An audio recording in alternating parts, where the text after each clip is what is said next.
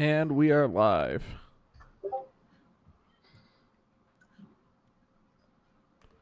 And then, all right, you guys ready to rock and roll? I was born ready. That's good. I'm not. I forgot to pull up my soundboard. So give me a second.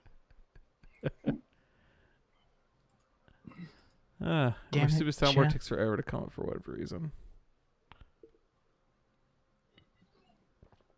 Oh, god damn it. Soundboard. Waiting on my soundboard. Do do do do do do do do do do do do do do. There it goes. All right, soundboard is up. 5, 4. Thank God. 3. Hey, who said countdown? What the fuck? Oh, okay. Whoa. I thought it was applied. What's up with the game? No, man, motherfucker, I'm in the middle of doing shit. Oh, okay. Well, let me know when you're ready for the countdown. I am. Oh, okay. Hold on. Why are you making the fucking countdown? 4. Are you ready? Hurry up. 3, No. 2, 1, go. Welcome to Game That Tune.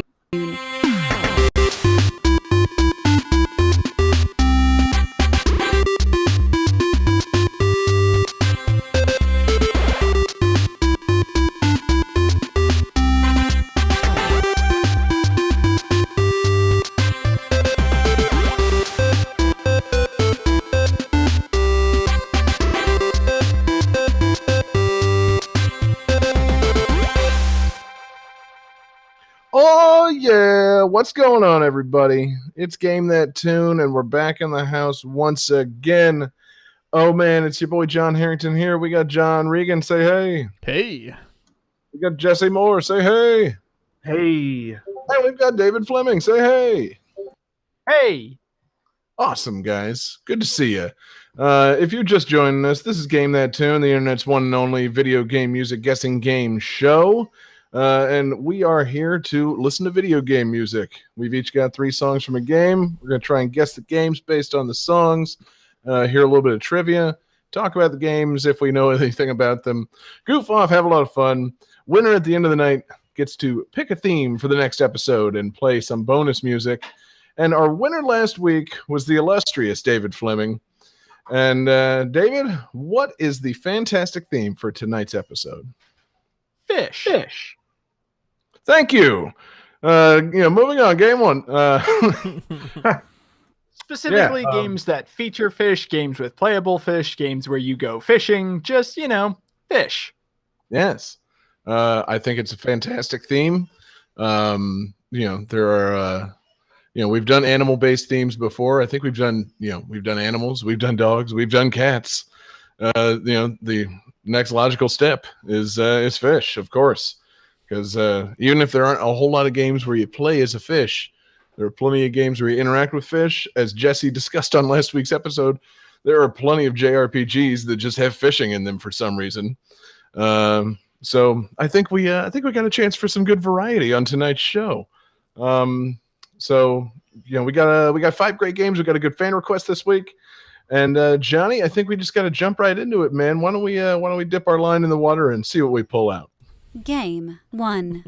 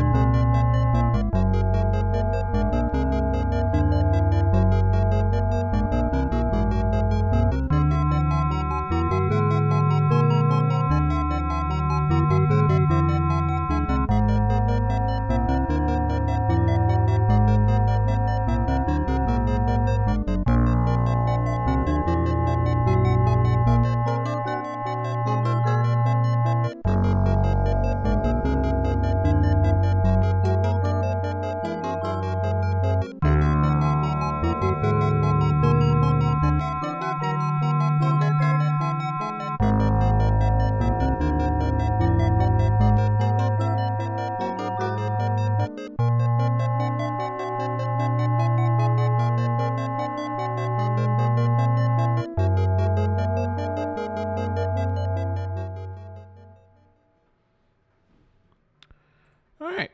So this game famously ended on a cliffhanger, and unfortunately the series was canceled, and we never got a good resolution to the cliffhanger ending of this game.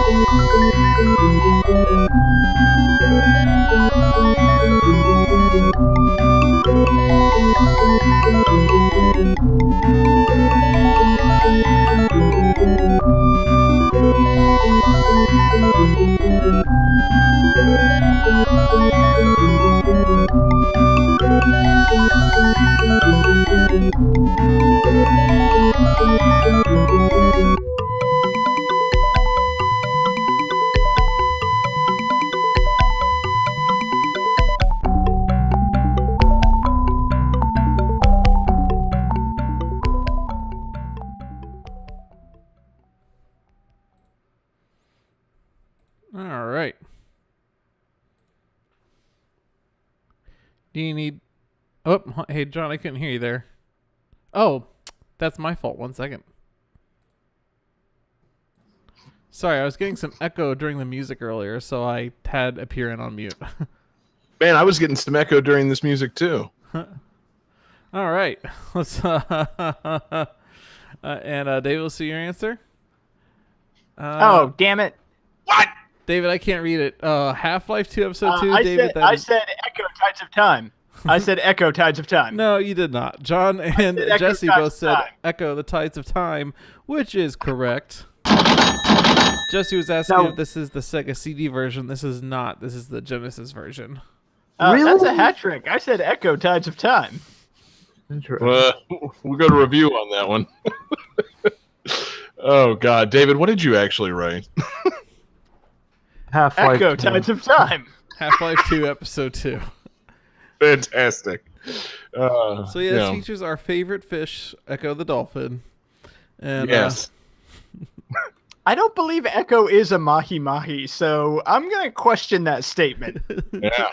John, you yourself last week said Echo wasn't a fish. So, contradicting yourself, huh? Now, just to clarify, because Dell's asking about this in the chat, Echo Defender of the Future is kind of a reboot of the series. It does not resolve the storyline of Echo, the Tides of Time. So Defender of the Future for Dreamcast, it's a different game. It's not really the third in the series.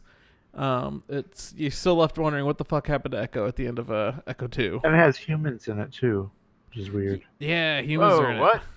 it. Yep.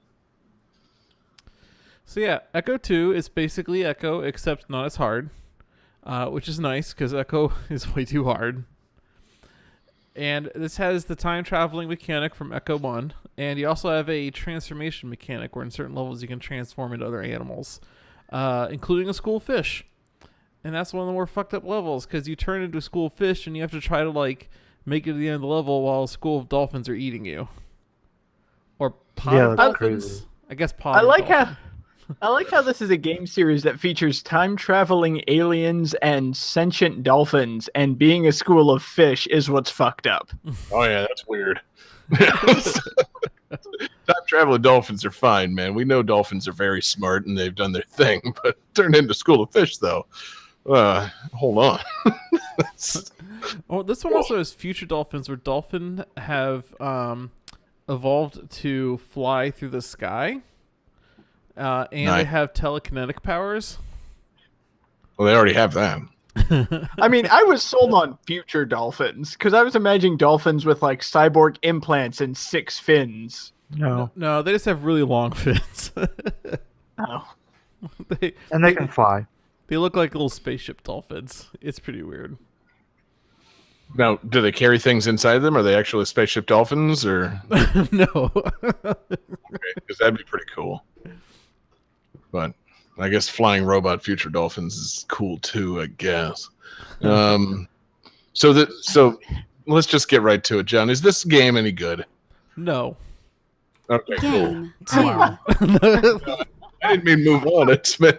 Okay, cool. Now that we've established this game's not good and worth playing, so what's this big cliffhanger that that the game ends on? Yeah, how do you have a cliffhanger about a game about a sentient dolphin? Yeah, is it like what's the trying to think of the regions of the ocean? What's the like where the slope goes down? Is it that cliff? Like Like the Mariner's Trench? No, see. Echo wakes up from the bed, opens up the shower, and there's JR standing there. Well, he has to fight the alien queen, doesn't he? So there's this ancient being called the Asterite, and I believe that the Asterite is what gave Echo his like time travel powers and shit. So at the end of the game, after they defeat the Vortex, which is like the alien thing, the alien queen or whatever, or I'm sorry, the Vortex is the species of alien. Anyways, defeat the aliens. Echo finds the Asterite, and he's told to go back to the lost city of Atlantis and destroy the time machine to prevent time from being split ever again. Echo gets there, and he finds the Vortex Queen as a larva, racing to the time machine because of the whole time splitting thing, right? So the Queen uses it to go back to the prehistoric era, and she finds herself adapting to the Earth's life cycles to survive, and through the eons, the vortex are integrated into the ecosystems of Earth as arthropods, aka dolphins. So the question is like, shit, were the dolphins actually the bad guys the whole time? So Echo, instead of destroying the time machine, uses it and vanishes into an unknown era. And that's how the game ends, with the Echo the dolphin going somewhere in time none of us know. what? I'm sorry. Maybe it's you, or maybe it's whatever description you're reading, but did you just say that dolphins were arthropods? Because I don't think that's scientifically accurate. Oh, that's not right at all, is it? No, That's not the scientific arthropods are term. like lobsters and spiders. Yeah, that's what the aliens ended up turning into. My bad. They do not, Not the turn dolphins. into whatever the scientific term for dolphin is. Dolphin? Mammals, sea mammals. No, I'm gonna look this up because I feel like I should know it. Yeah, geez, David, you were only in high school, 15 fucking years ago. I can't believe you don't remember this. Well, that's why, like, whenever you play the Echo games, like, whenever you, like, swim past crabs try to eat you, They're like, fuck you, dolphins! Because they know that especially Echo's the one that made all these aliens turn into, or end up being crabs back in the past, So Mhm. they're very resentful for dolphins. That's why they're crabby, I guess. Ha ha! Cetacea. That's what it is. That is the order Hey, that watch your mouth. dolphins, porpoises, and whales belong to. Oh, good to know. That was important to establish. So Anyways, yeah, Echo. so Echo is still out there somewhere in space and time. We don't know. yeah, Or maybe he's just dead. go ahead, Johnny. Speculate for us. If the third Echo game did come out, what time period does it begin in?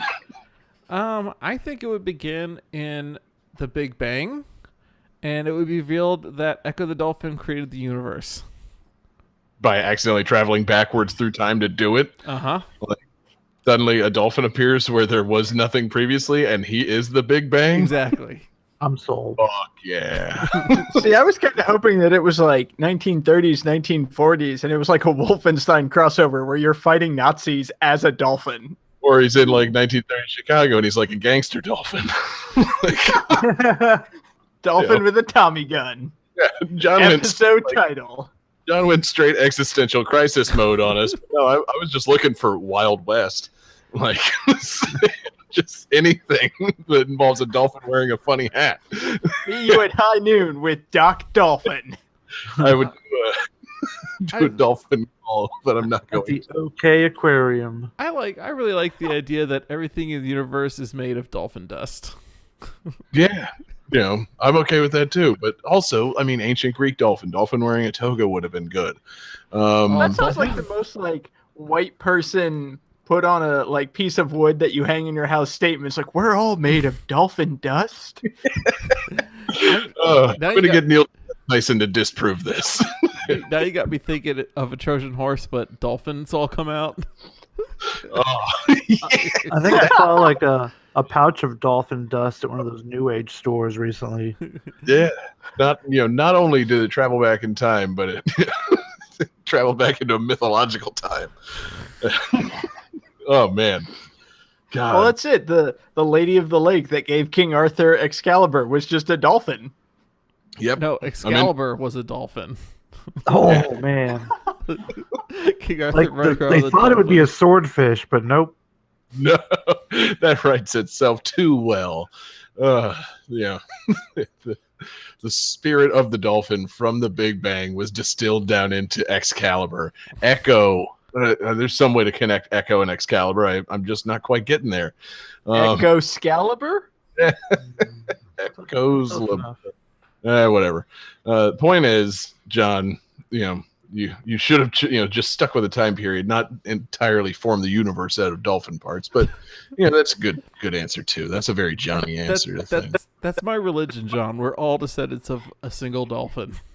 Oh man, that's funny because like my game tonight, I found my religion through it too. I can't wait until I have to tell you about this. Ooh. It all goes back to fish games, man. This is not exciting. I need to timestamp this. Around the 17-minute mark, I want to pull the clip of "That's my religion. Everyone's descended from dolphins." We can do it, man. We can make it happen. So, Johnny, anything else on Echo? The Tides of Time, the not good Echo sequel for every Genesis system of the mid 90s, it seems. Yeah. Did this come out for? Oh, say it again. It came out for like all the, or it's just the Genesis and Sega CD. Never mind. There's a Game Gear port. It's not very good. No way. It's way toned down. I don't know if it features the animal transformation concept, which was the big thing. Yeah, no, if you can't transform into a bunch of fish playing as dolphin, well, what's even the fucking point? I mean, I don't know. I don't get these games at all, man. These fucking Echo is just absurd to me. I love it. I rented this as a kid, and I got way further in this than I did in Echo 1. Because in Echo 1, I'm not sure if I made it past that first level. Right. I never did. I never knew anything about how fucking insane this game was. I thought it was a dolphin game. Didn't know anything about it. All right. Well, if there's nothing else, I'm going to say we move on.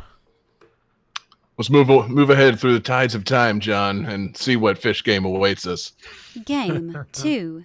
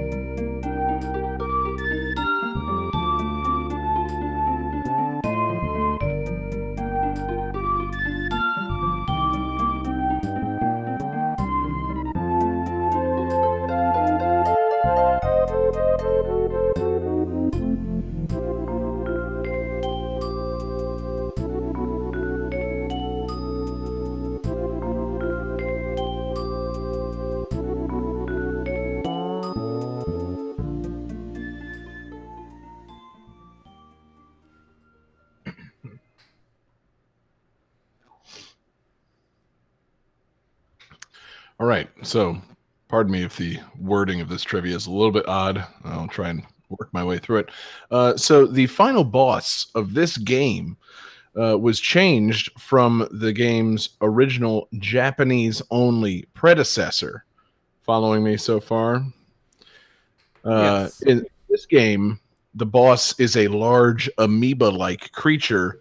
In the previous game, again, a Japanese-only release that preceded this game, the final boss was Lucifer. Ooh.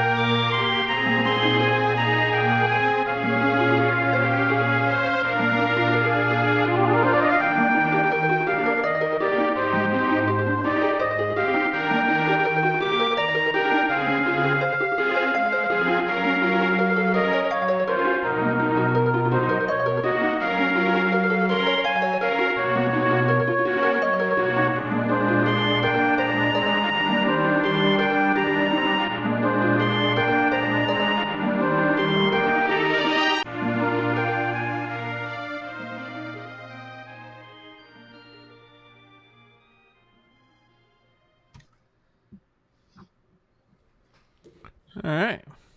Everybody feeling good on that one? Do you want me to, clue you in on the that previous Japan only release? See if that helps you to your answer. No, I feel really good about my answer. Okay, guys. I have an answer. Let's see. Yeah, let's see what we got. John has drawn Lucifer as a fish. He's sadly incorrect, but David and Jesse get it. It's Evo Search for Eden. Hell yeah. The original game from Japan, just because I want to test my Japanese pronunciation skills, was 46 Okunin Monogatari, the Shinkaron. Originally released exclusively Oh, of course. for the PC 9801. So, that game.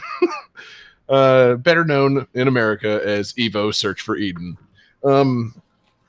This game is, I don't know, a little less crazy, a little more crazy than Johnny's game. I'm not trying to, have a crazy game pissing contest here, but man, this game's fucking weird. Jesse or David, have you ever played this? I've just played a little bit of it. Mm-hmm. Mostly the fish part. Yeah. Is this the one? Okay. This is the game where you kind of like evolve as you play. Yes. So you have not played it then? No, Okay. but I have heard of it. Yeah. So this game, it tells some kind of tale of evolution over the course of hundreds of millions of years, and you're a being who is, I don't know if you're selected by this incredibly hot representation of Gaia, the spirit of Earth or whatever. But basically, it's like essentially you're going through a survival of the fittest thing. And in this game's world, the fittest survive and get the chance to be wed to Gaia, the spirit of the Earth or something. And only one creature or soul or something gets that opportunity. And it, somehow it takes place over the course of hundreds of millions of years. That's my religion. So, sorry to rain on Johnny's parade, but I am currently in the middle of a journey through, of hundreds of millions of years that will culminate in me fucking the spirit of the Earth at some point. But no, so naturally, the game starts you as a fish. You're swimming around and eating things, and as you eat more things, you gain more points, and you can select the thing that you want to level up, and you can evolve yourself in strange ways. And so, like, you can choose to add on like a bigger or better dorsal fin, or some crazy teeth, or like hard scales for protection. And it's it sounds cooler than it is. It's not very fun. I remember hearing about this game, and I remember hearing about this game in the sense of like, I feel like somebody who developed this game went on to do something more. It's like, oh yeah, they worked on Evo. Like, it's an asterisk in somebody's profile somewhere. Right. I would say, let's see, producer, designer, director. No, I got nothing on any of these people. It was published by Enix, so maybe that's what it was. Like, Evo was that game that Enix made before Dragon Quest, or that wasn't Dragon Quest. Yeah, because it's I don't know if anybody got rich off this game or like got popular off this. This was I don't know. Interesting in idea, but not very much fun in execution. I mean, I don't know. You're swimming around as a fish. I've played and beaten the fish part of the game. So you're swimming around as a fish and you're just kind of eating other helpless little fish. Eventually, you can get your jaws better and you can eat more dangerous fish. So like you can fuck with some sharks or whatever. And you find like a crystal thing that helps you rapidly evolve or whatever. There's always a weird spirit, talking to you. I don't know if the translation on this game is good or, what, but like there's some very odd moments. Like you'll be, swim through a cave and it'll be like the spirit of the sea cucumber speaks through you.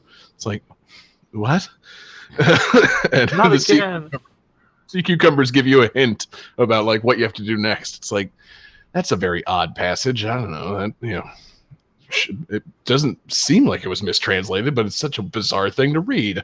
But have you ever touched a sea cucumber? They just kind of like explode their guts all over the place. Like, I can't imagine they'd be that helpful. Maybe that's their way of giving advice, John. Maybe they've evolved past the point of speech, and they fucking simulate jizz, and that's them telling you to make sure to evolve your team before you go to the boss battle. Obviously, I'm the only person here who has played the Splatoon 2 DLC, because no spoilers, but sea cucumbers will fuck you up. Oh, no. That. Am I the only one of us that's been to SeaWorld and done the touch tank? The sea cucumbers are not going to fuck anything up.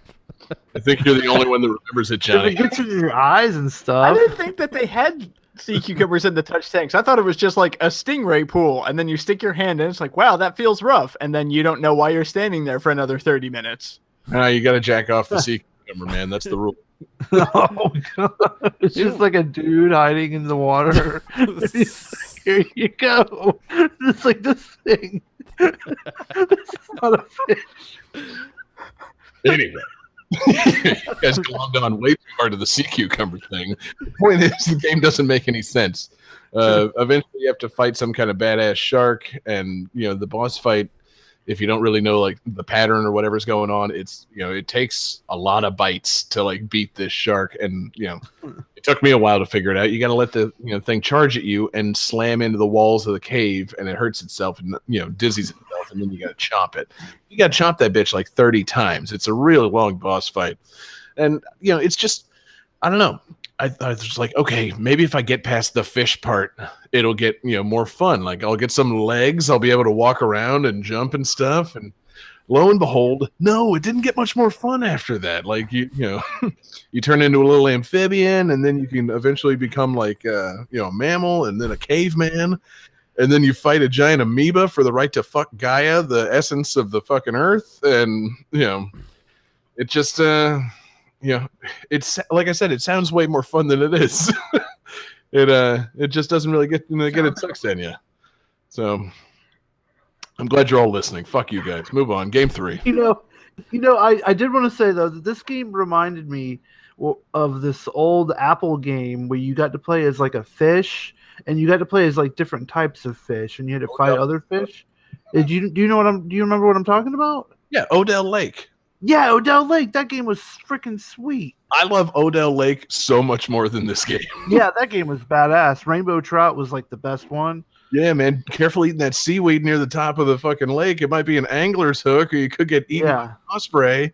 Gotta watch out for that shit.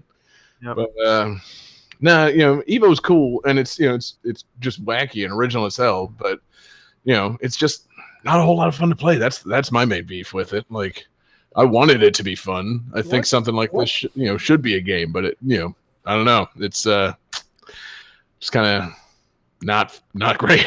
What's more fun, John? This game, or the little kid's toy with the rotating plastic snapping fish, and you have the tiny fishing rod with a little magnet at the end, and you try to catch the fish? Oh yeah, That game's awesome. I would say that just because I played it more recently. This game might be a little more fun than that. But I love how nobody's ever seen that game for sale in any store, but everyone has one.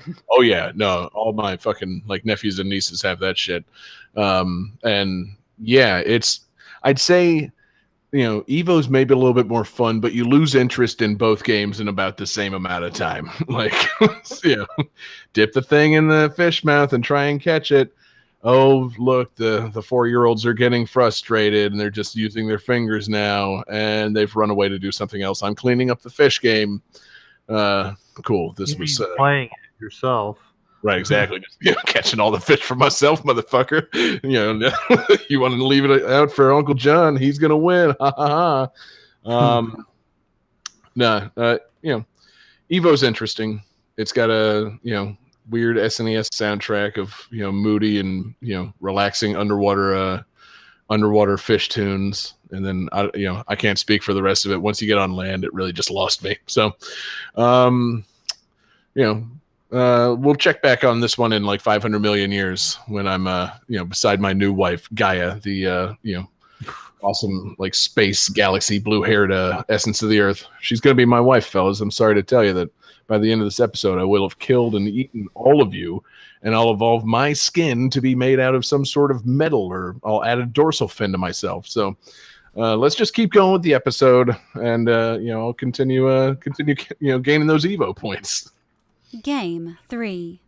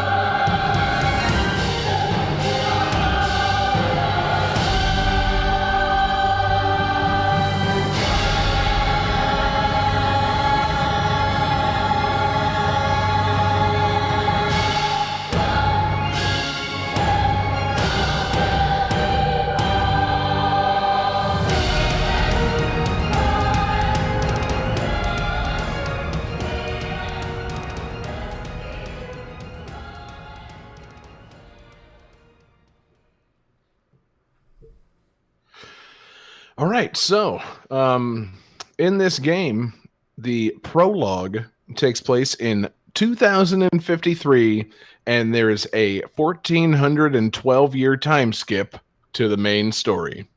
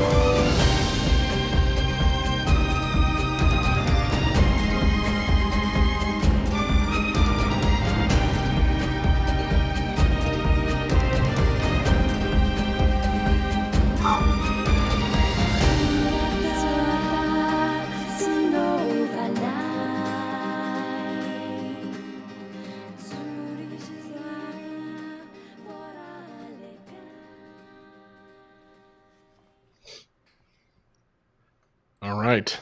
So before showing your answers, I want to thank our requester tonight. This is a fan request from frequent requester and Patreon superfan Dell at Delition_Hikari on Twitter. This one's been sitting around in the request queue for a long time, so I'm glad that I'm able to use it tonight. And what are you guys thinking? You said there's a time skip element? Yes. Okay. God damn it, John. David says Fallout New Vegas, which is sadly incorrect. Johnny says Rugrats All Grown Up, also sadly incorrect because there's no fish in that game.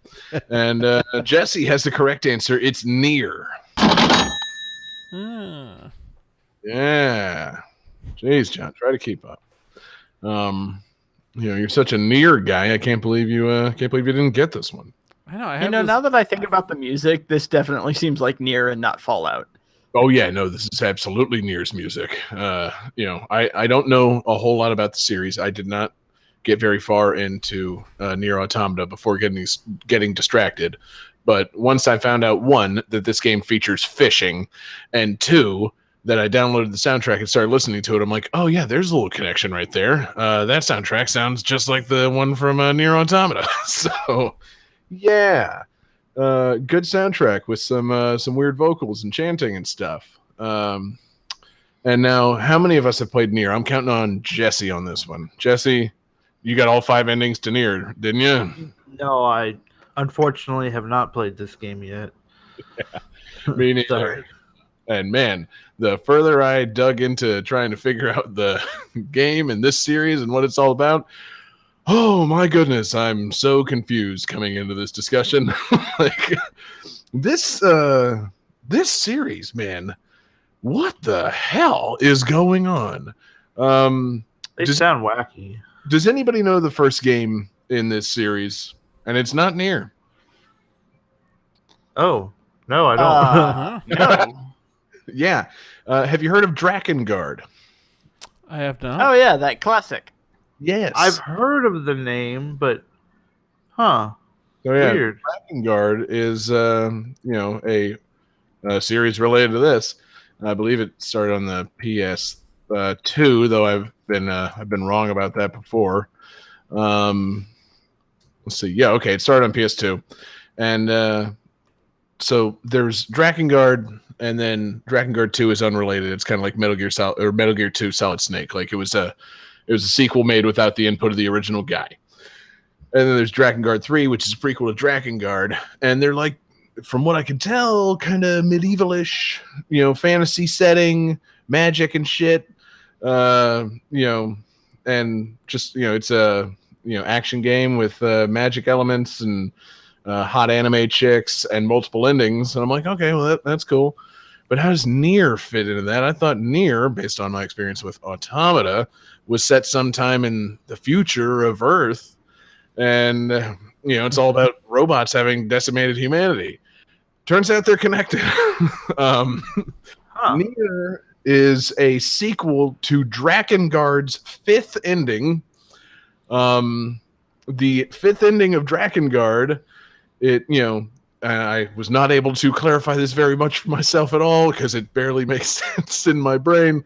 So at some point during the climactic battle of Drakengard, something occurs between two characters. Their fight, goes next level or some shit, and they end up inadvertently or against their wills being dragged through a dimensional portal, and their bodies land in Tokyo, modern Tokyo.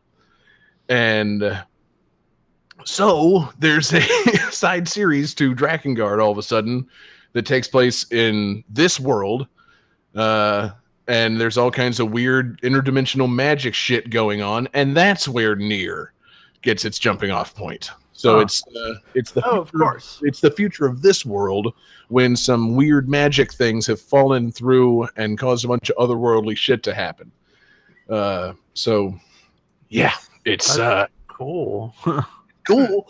And I was like, I'm trying to think of like an analogy for when you just start digging and it just gets way too deep, and it's like, oh shit, this isn't what I thought this was at all. So it's like Echo Tides of Time. It is just like that.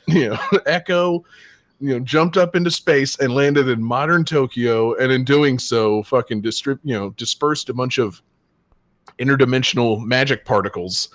And now everybody's dying of echo disease in the future. That's what's going on. But yeah, so Nier is like, I know we're joking, but man, goddamn, does it sound like the same game? No? Huh. Somehow, I don't know how the first three games of our Fish episode have all been about fucking time travel and interdimensional mischief, but I'm sensing a theme here. Now I really wish that Echo was an unlockable character in Nier Automata. Yes, or at least like a weapon. You could just be smacking people around with a dolphin. The Echo Excalibur, turns up in Nier Automata. I'm into it. Shit. I I could use Dynamite Cop because you can hit people with a fish in that game. You should have used that, quite frankly.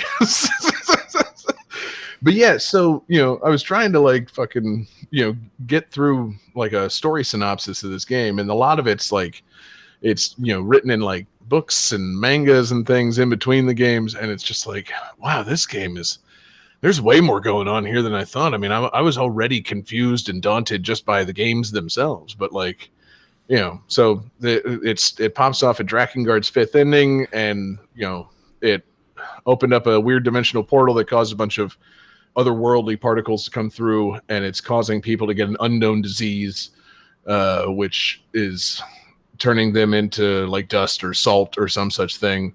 Turns out the disease that everybody's getting, it's not really a disease. It's making them go into another dimension or some kind of phase shift, and they have to confront God. And God asks them to join his army or be reduced to dust. And everybody who joins the army gets turned evil and is one of the bad guys of the game. Everybody who doesn't just dies and turns to dust.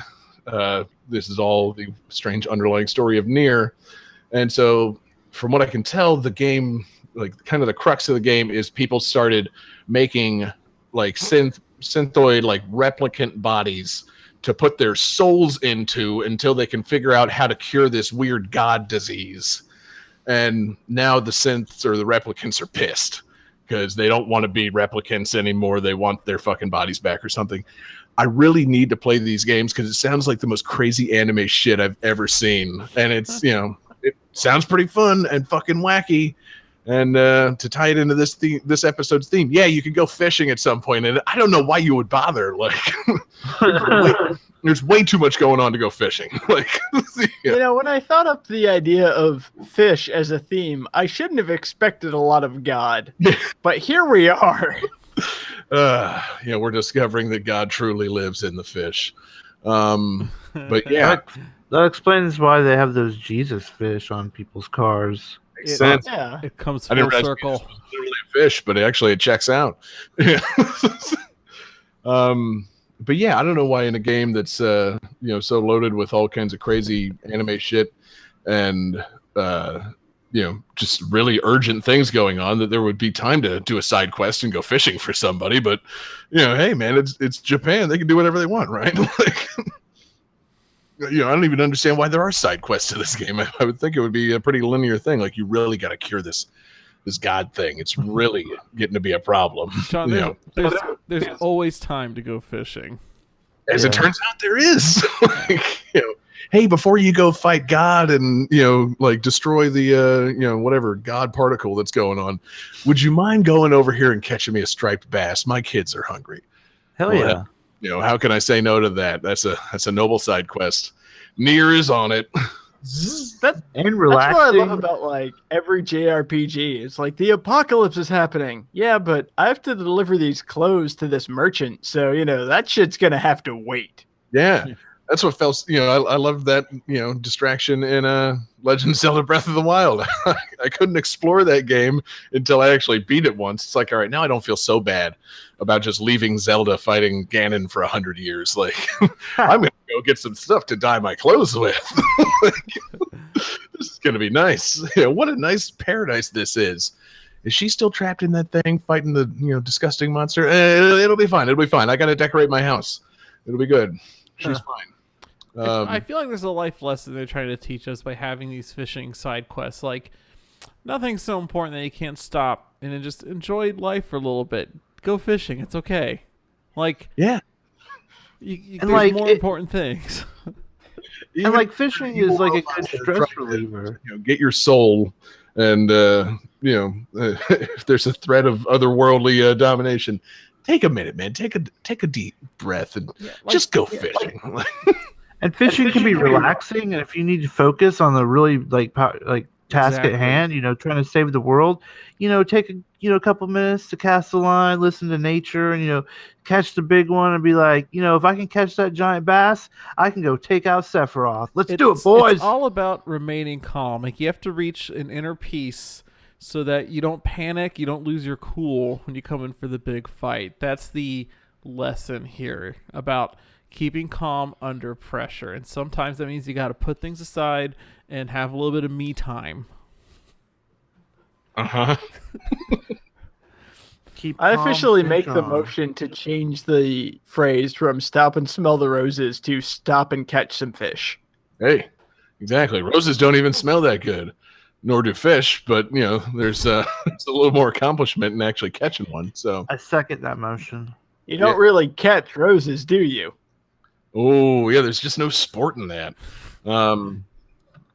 But yeah, so again, I have not played enough of Nier or Nier Automata to really. Not nearly enough. Oh, man! Thank you. I haven't played any of this nearly enough to speak about any sort of knowledge or expertise, but they are really interesting and really appealing games. I like the action. I like the fucking insane, elements of them. I like, the fishing and just the scope of the games and, the beauty of the world and the music. These games are very appealing to me, but, I need to, it's just one of those things where they haven't jumped off the shelf yet and I haven't been able to finish one.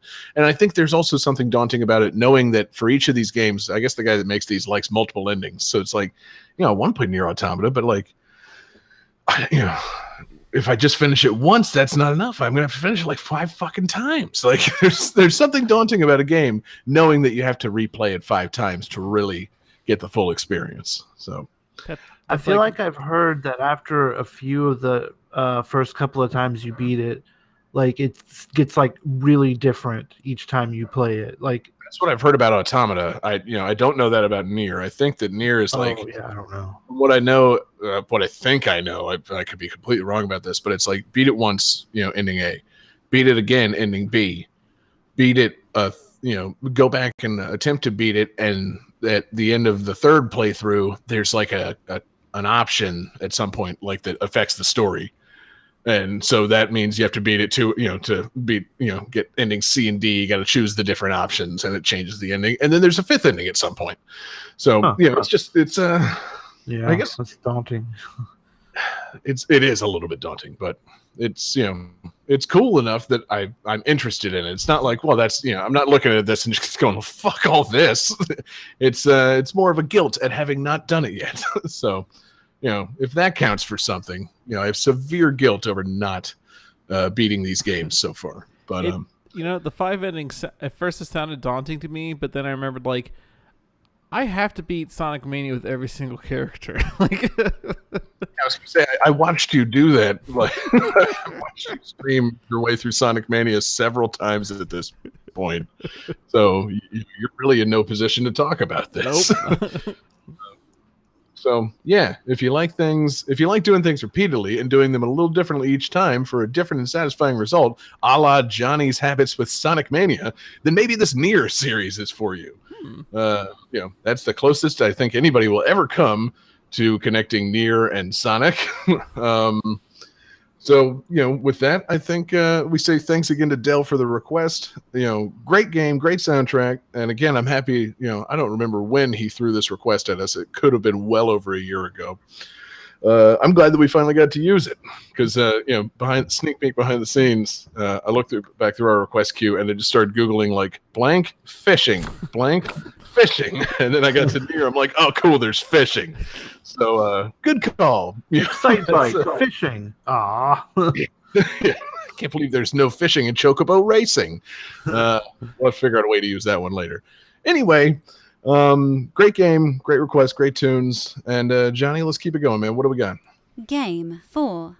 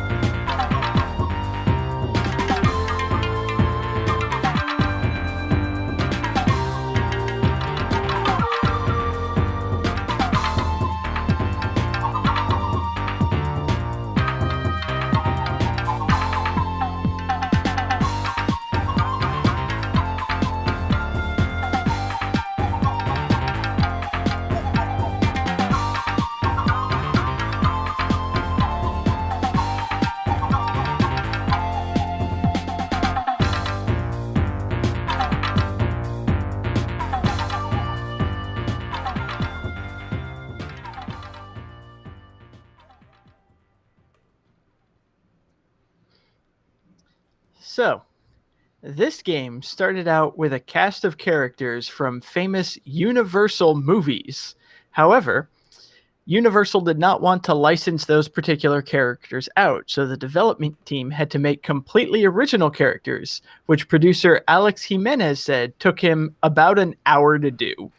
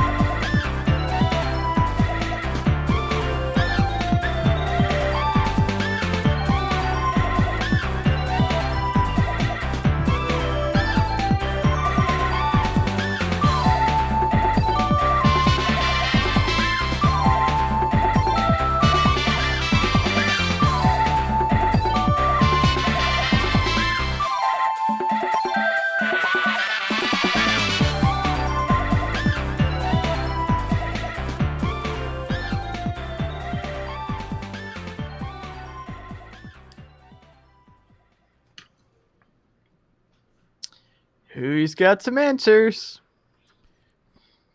Can you give that trivia again? Yes.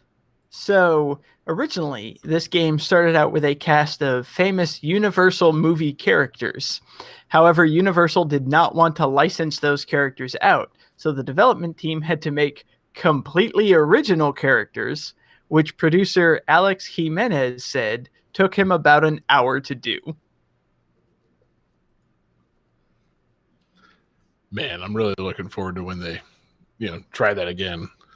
When they go to like the Mortal Kombat, like Injustice team, and tell them to make a Dark Universe fighting game. It's going to be really good.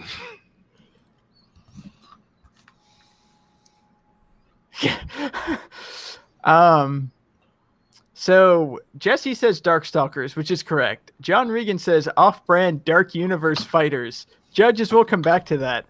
John Harrington says whatever Darkstalkers has the Fishman, which is technically correct. And you know what? Judges have decided we're going to give Johnny the point. It's a hat trick.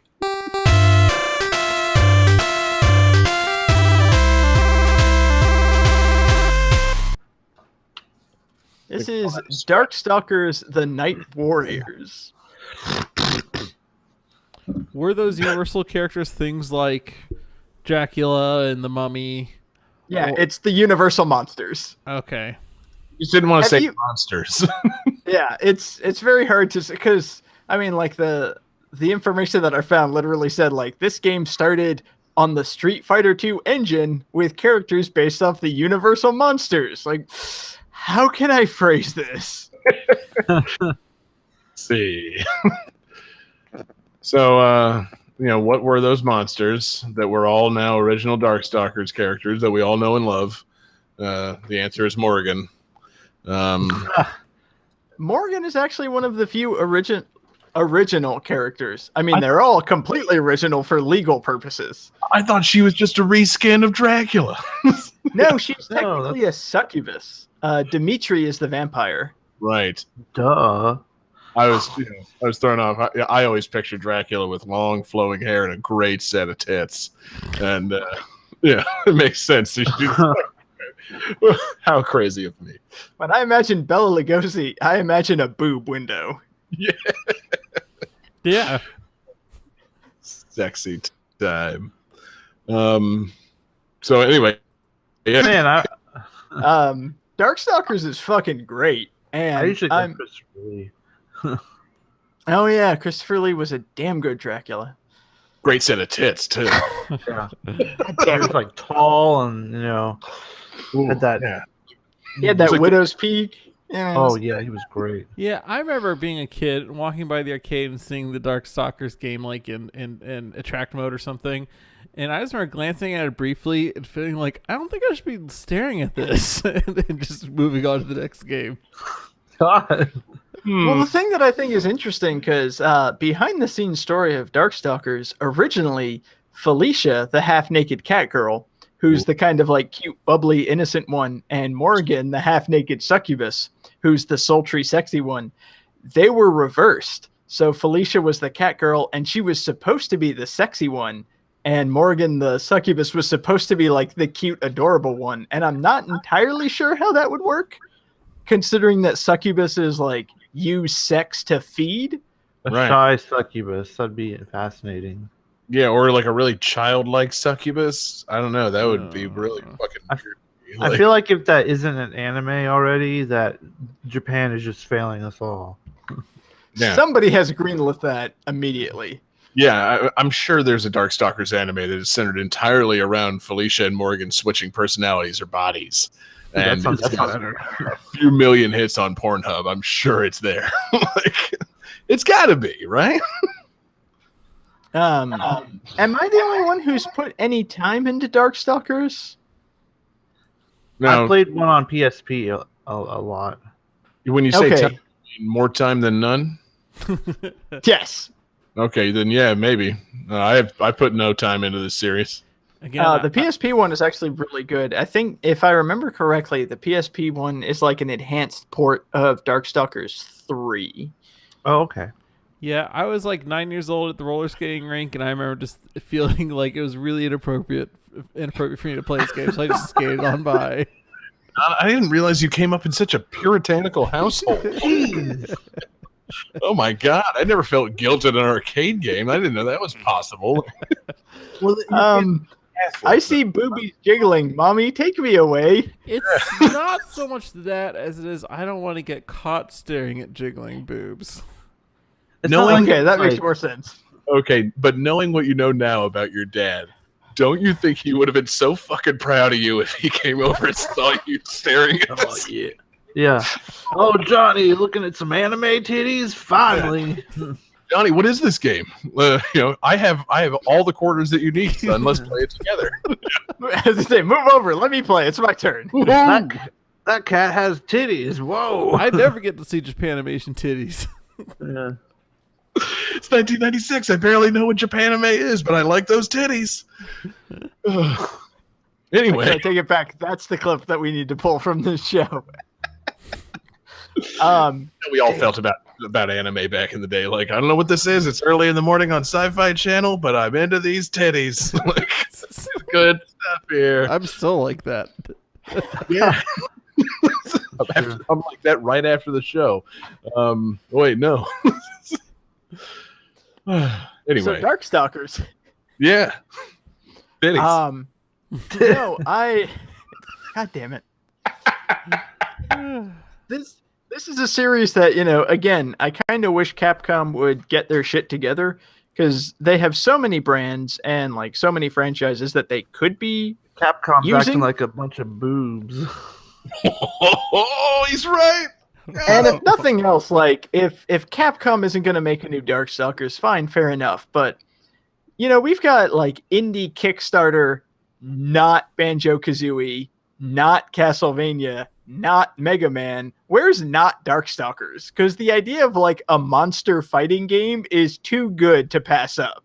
It really, For real. and if they're going to work those titties into another fighting game, I mean, hold on, wait a minute. Check Wait. Street Fighter V. Never mind. They found their market for the titties. Yeah, So what yeah, about- bring back the monster fighting game. Like, What about Skullgirls? I don't know anything They're about not- Skullgirls. They're not all monsters. They do feature monsters, which, I mean, I'm glad that there are games that kind of have that, because I know the new Killer Instinct and Pocket Fighter, the new like Neo Geo kind of styled fighting game, they each have a character that I can't think of the term, but it's based on like a specific Japanese folklore monster that's basically the girl from The Grudge and The Ring. Well, Like, I'm not there's a character that's like that in there. I'm not really asking about the monsters. I'm asking about the titties.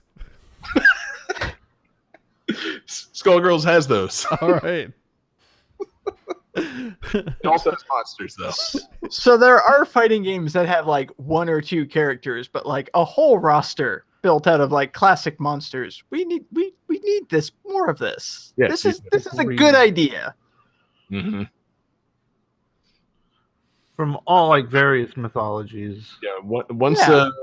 Once the like whatever the Injustice team gets a hold of the Dark Universe, it's going to be fantastic. You ain't got to worry about any titties in that one, man. It's just going to be Russell Crowe and Tom Cruise wailing on each other wearing power armor, and it's going to be fantastic. God, Power Armor Dracula just makes me cry. John, I don't understand what you're saying. You said we don't have to worry about titties, but then you just said Russell Crowe. Like, The titties are obscured by a heavy duty power armor. You'll never notice them. It's going to be a fantastic game. It's going to cross over with the DC cinematic universe. Because both the Dark Universe and the DC universe are doing so well. This fighting game is going to be fantastic. It's like your words have formed into literal knives that are piercing me in the heart repeatedly. Let's not forget that there'll be a special unlockable character that's Echo the Dolphin. Yeah. Echo the Dolphin, big set of titties. Versus Frankenstein. And telekinetic powers. Just Echo the Dolphin fighting Tom Cruise's mummy in Wayne Manor. It's going to be fantastic. And you know what the worst part is? The part that actually brings a tear to my eye? This isn't that far off from the future. Like, this is probably going to happen. Oh, man. I wish the Dark Universe has succeeded. That's it's really a shame. Really, really too bad. Because, I thought they canceled it. I think they did. That's After what the Mummy tanked, they canceled like everything. Okay, yeah, good. but like monster stuff needs to still be cool, man. I would love a monster fighting game, and like, I watched that Mummy movie, and it ain't good, but it's not so bad that they had to cancel the whole Dark Universe over it. Like, it's not Suicide Squad bad. It's not like Batman versus Superman. It's a mediocre mummy movie that for some reason they thought it was a good idea to make it starring Tom Cruise and Nick Miller from New Girl. And, it's like, it's a weird combo, but, it's not so bad. oh my God, I have to see this movie now. I love Nick Miller from New Girl. Oh, have you seen it? Yeah, Nick Miller's in it. Oh my God. The thing that kills me about this is, they made such a big deal about, look how progressive we are. We have a female mummy. And then, no, the mummy is Tom Cruise. Yeah, we have Tom Cruise fucking smoked her ass, and now Tom Cruise is the mummy. Like, what? That's such a killer twist. Although, very briefly, shout out to Mega Karaz in the chat who says Darkstalkers cross King of the Monsters. If there was a new monster fighting game that had a scaled down version of not Godzilla, fuck yes. Yeah. Oh, I'd take it. They said that, Ridley was too big for a fighting game. Well, we've proven that wrong. So Godzilla's not too big for a fighting game either, baby. Let's put him in there. And that's the thing, I wish they made a new Darkstalkers just because there's so many more famous movie monsters and folklore monsters that they could use, throw in a Gorgon, throw in a Harpy, throw in fucking not Godzilla. Baba Yaga. Baba Yaga, throw in a fucking slasher 80s movie monster. This could work, and I want it. And they're just, nah, we're good. Dude, throw in a Bigfoot and skunk ape, chupacabra, a fucking like the Loch Ness monster. You could have a scaled down version of the Kraken that plays like Shumagorath. Yeah, monster fighting game. Somebody kickstart it, please. I'm begging you. Exactly, because Capcom ain't gonna get it done. And where else am I supposed to find titties? The rest of the internet? No, I want them in a monster fighting game. I have done Google image search for titties, and the results are very, very disappointing. You have to turn safe search off. You gotta get past safe search, man. You gotta search lady breast, and then what are you talking about? What is this safe search? Oh, hey, look at that. Anyway, so David, anything else on Darkstalkers, that the game that you barely really talked about? I mean, it's a good fighting game. It's got a solid engine. The graphics are amazing, and I'm going to be a gigantic fucking nerd. The way that this game relates to fish. So one of the characters is based on the creature from the Black Lagoon. Oh yeah.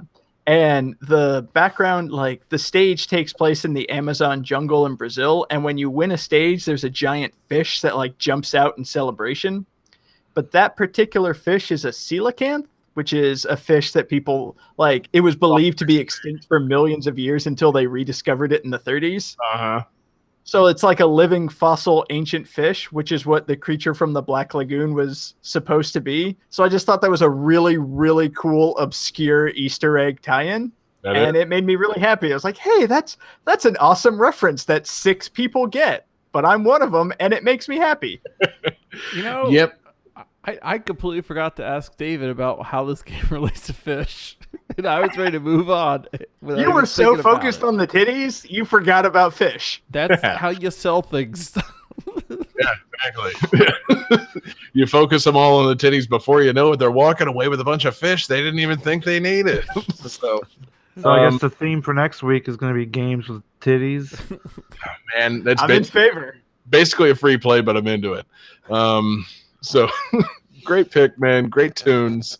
A series that needs to return or just turn the idea over to somebody willing to make the game happen.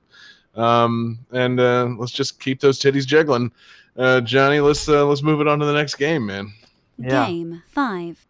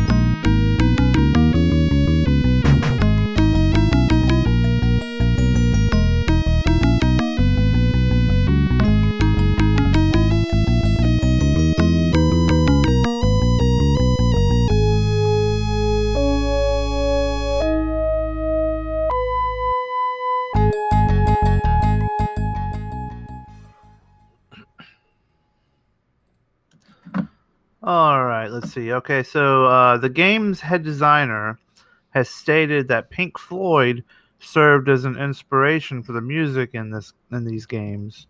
One of the game's levels is named New Machine, is a possible reference to the Pink Floyd song "A New Machine."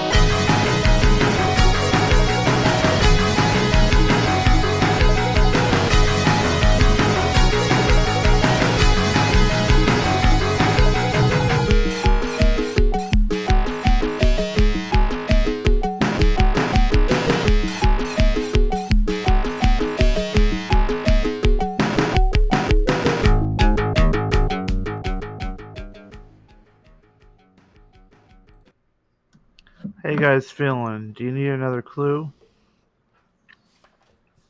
I'm confused. Yes. As Okay. am I.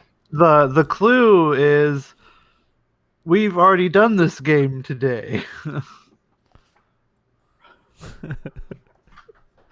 Are you serious? Yep.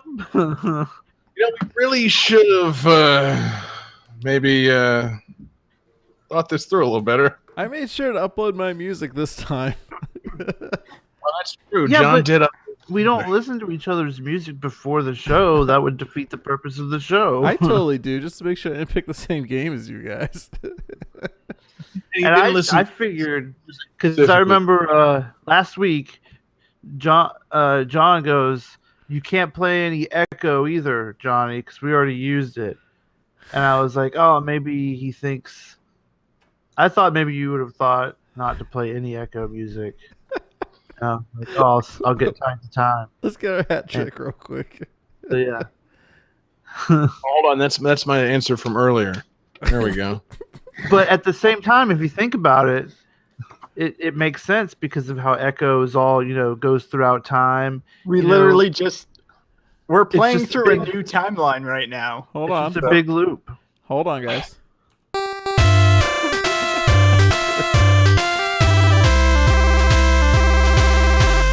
Have you ever felt shame while hearing the hat trick jingle before? Because I just did.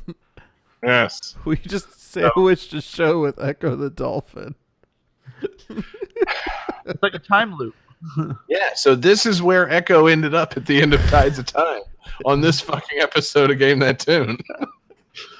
Yeah, that's it. We solved the mystery. We can cancel Echo 3. This is it. See, that's funny too, because all my, I was like, I feel like that's almost the same trivia that Jesse used when we used the original Echo on the show. Like, all my Googling of like Sega Pink Floyd New Machine was coming up Echo the Dolphin. I'm like, he would have checked first, right? Like, I know we used Echo, and it's like, oh, it's the same one. Yeah, I'm pretty sure it's not the trivia Jesse used. I'm pretty sure it's the trivia I used when I did Echo the Dolphin the first time. Okay. Yeah, bingo. I was pulling it up, and it pulled up the first Echo the Dolphin. It's like, wait, we've definitely used Echo. And then I was reading about it's like one level in Echo Tides of Time titled A New Machine. Like, huh. So, Jesse. Yes. Yeah, but we really got to plan the show better. Well, I mean, correct me if I'm wrong, but there's at least one other game out there with fish that one of you could have picked instead. Echo. well, I was gonna Junior. pick River King, but then I listened to this soundtrack again and it was just like, fuck, we need this on the radio. And I was like, do I really count on Johnny to play it? Because if I hadn't picked it, I feel like he wouldn't have either. So it was like do or die.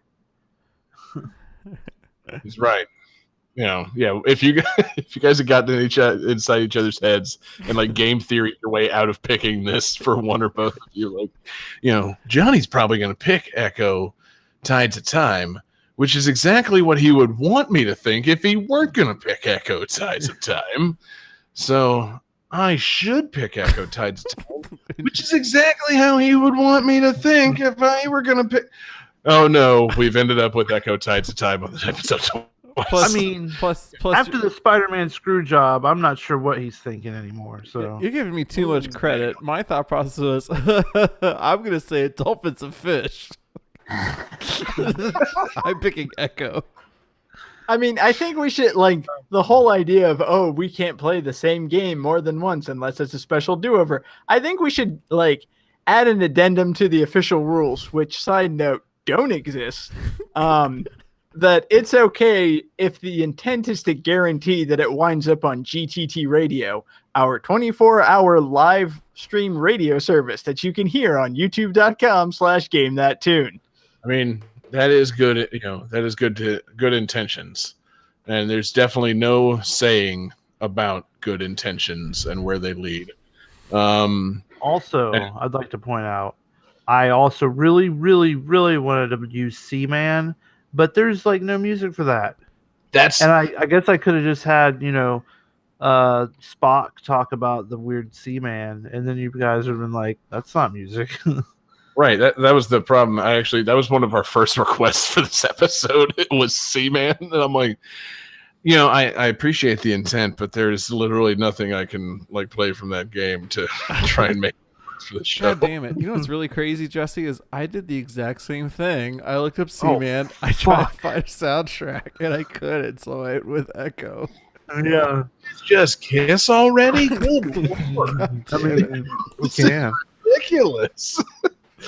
Well, anyway, I assume there's nothing else to say about Echo: The Tides of Time.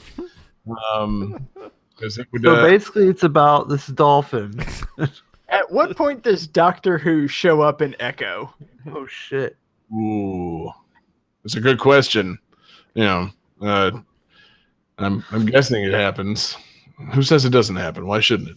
Yeah. Actually, no, Who maybe says we it should doesn't petition. We should petition the BBC after Jodie Whittaker is done. After we're finished having a female doctor, can we please have a dolphin doctor? Oh my god, Douglas Adams would be so proud. Dude, I think British people would love that more than anybody. He's got me imagining, like, Flipper the Dolphin, but it's about time travel. Yes. For the dolphin in a blue police box. Just imagine how pissed off, toxic fanboys would be if they announced the next Doctor Who was a dolphin. It's like, all right, we heard you guys. It's not a woman anymore, so we're just going to move on You from happy? that. It's a dolphin. This is bullshit. I can't believe. Wait. Male dolphin? Right. Okay, yeah, that's cool. That's cool. Kind of dolphin. That's a Doctor Who I can identify with. Anyway, jeez. See, now I'm just imagining, like, Doctor, the Daleks are coming. Yeah. Yes. And then it presses the things up against the side of a dolphin tank and fucks them, like in that episode of King of the Hill. It's the same episode every week. The Daleks are coming, and it just is that thing where it stands all the water, Yeah. That's it. Good boy. Here's your It fish. holds the sonic screwdriver in its blowhole. Just backs into the TARDIS every time. Anyway, fucking A, man. Sorry to anybody watching this live and is terribly confused. We don't have the game. We don't have a bonus game plan to fill the place of this. I think it's just time to go straight to the calculating computer. My God. Calculating computer activated. Computers. Beeps. Boops. Scoring complete. This game's winner is...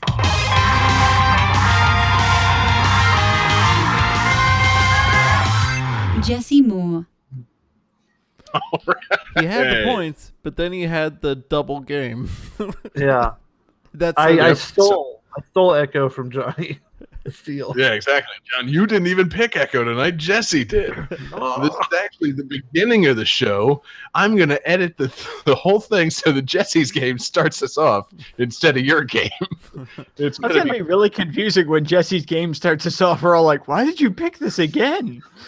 Wait, is there any real editing you have to do? It's the same game. I'm going to edit the fucking music and the trivia, and then we're going to go through it and talk about it as though it was your game, but it was Jesse's game.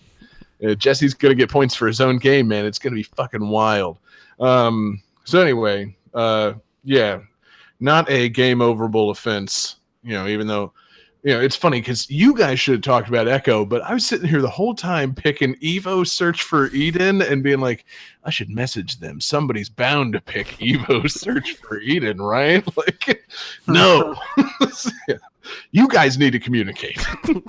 See, I thought, like, I was sitting here picking, like, fish. As long as there's a fish in the game, there's a fish in the background of my game. I'm sure that's what this is going to be. This is going to be really diverse. Like, God, did everybody pick playable fish? Like, that wasn't my intention. Yeah, it's the request was fishing side quests, and then everybody else picked playable fish that might also be God. So yeah, David, we all got the assignment 100% correct. So Jesse, what's the theme for next week's episode, man? Well, it's not very timely anymore. It was going to be timely, but the Spider-Man screw job happened, and I wanted to do Father's Day, so games with like dads and stuff, because it was Father's Day recently, and our boy John just recently became a dad. So like, I thought it'd be really cool to have games with dads in them. Whether they're playable or they're the bad guy, or something crazy with a dad in it. Mm-hmm. Well, I mean, if you want, you can say it's been exactly a month since Father's Day. So There you go. There's that. Is it that the bad guy has to be your dad, or can it just be a dad? John, we don't want your fucking personal game in this. Like, I don't care about the game you made. The soundtrack was terrible anyway, and I don't want to know about your weird dad issues stemming from watching all the bouncing boobs in the arcade as a 9-year-old. It's a terrible game. Yeah, we should see if we can get Papa Regan to fly out to Baltimore and like be a guest on the show. Yeah. Oh man, that's gonna be a great phone call to all our dads. Be like, listen, I know Father's Day was last month, but could you be on a special edition of Game That Tune where we're talking about dad games? They're gonna be so excited to do this. He'll be on fantastic. What? Just get your dad on the show. Count on it, man. I'm going to get my dad on the show. He's going to talk about the only video game he ever played, Kyle Petty's NASCAR Racing for the SNES. It's going to be fucking dope. Yeah. It's going to be a great episode, man. My dad and I have a long gaming history. But anyway, yeah. So the theme is dads. Dads somewhere in the game. Playable dad. You can't choose Final Fantasy X. We already did that. That's got one of my favorite gaming dads. Fuck that asshole. Yeah. And, yeah, it's going to be good, real good. So thank you to everybody for watching along live with us tonight. We're live every Wednesday night at 9, twitch.tv/GameThatTune, youtube.com/GameThatTune, and facebook.com/GameThatTune. A lot of fun chatting with you guys in the old chat room. Find us on Discord. You can find the link at GameThatTune.com and join us there. We love chatting with you guys live during the show. Thanks to everybody listening in podcast form. Our podcasts come out Wednesday mornings, iTunes, and wherever you get your podcasts. Thanks to everybody that listens there. Thank you all for checking out patreon.com/GameThatTune. I'm thanking you in advance because I know you're going to run straight from this fantastic episode over there and give us more money to improve the show. Patreon.com/GameThatTune gets you fun exclusives. You throw us a little bit of money, you get bonus shows. You get GTT Gems, where we're looking back on video games 30, 20, and 10 years ago. You're getting monthly mixtapes. You're getting Jesse's show about video game cover bands. You're getting Johnny doing all kinds of maintenance and crazy shit over on our YouTube channel and our 24/7 live stream. You get stickers. You actually get a physical thing in the mail. You get a handwritten card from John Regan with some stickers in it. So you definitely should check it out. Thank you to our Patreon super fan tier producers, Alex Messenger, Lance Revere, Andrew Oliver. You guys are fantastic, and thank you for all that you do for the show. Thank you again to Dell for the request tonight. He found us on Twitter with that request at GameThatTune, but you can also send us your request via email, GameThatTune@gmail.com. Or hit us up individually on Twitter. You can find me on Twitter at JGangsta187. You can find John Regan on Twitter at Echo Regan Jr. If you have to think that long about it, you should just say your real Twitter handle. Yeah, JP Regan Jr. You can find David Fleming on Twitter at DFDFish at Twitter. That was easy. And you can find Jesse Moore, this week's winner, the River King, on Twitter at Sega_legend. See, how hard was that? So thanks for watching, everybody. Thanks for listening. Jesse, what's the bonus tunes we're going out with tonight? It's a song about one of my favorite dads. It's called The Message from Dr. Light /Level Select from the Megas. Sweet. Check out Game That Tune covered up on Patreon. Jesse talks about the Megas. And peace out, everybody.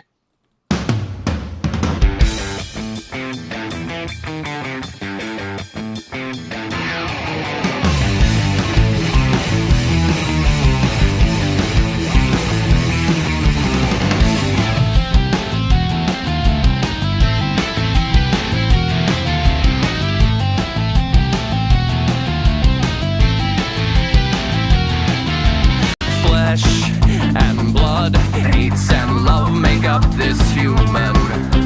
My mistakes and my sins, what have I done? But I won't die till I have cleared the name of light. I made you in my image. I built your heart. I gave you eyes. I gave you power. A sense of justice beyond any compare. I gave you hands, a child's face. I gave you hair. Burning in your heart, I did not put that.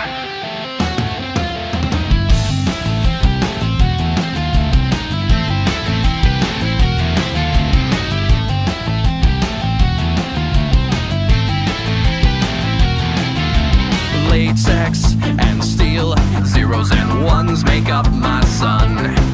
This world gave me no child, so I built one.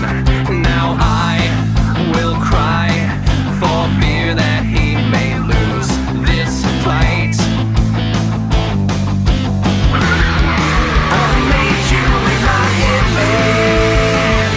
I built your heart. I gave you eyes. I gave you power. A sense of justice beyond any compare.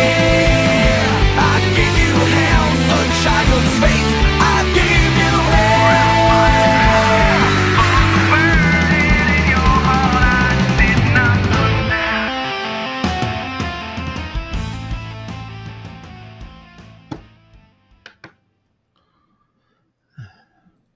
Echo, The Tides of Time is copyright 1994, Sega Games Company Limited. Evo, Search for Eden is copyright 1993, Enix Corporation. Nier is copyright 2010, Square Enix Company Limited. Darkstalkers, The Night Warriors is copyright 1996, Capcom Company Limited. Echo, The Tides of Time is copyright 1994, Sega Games Company Limited.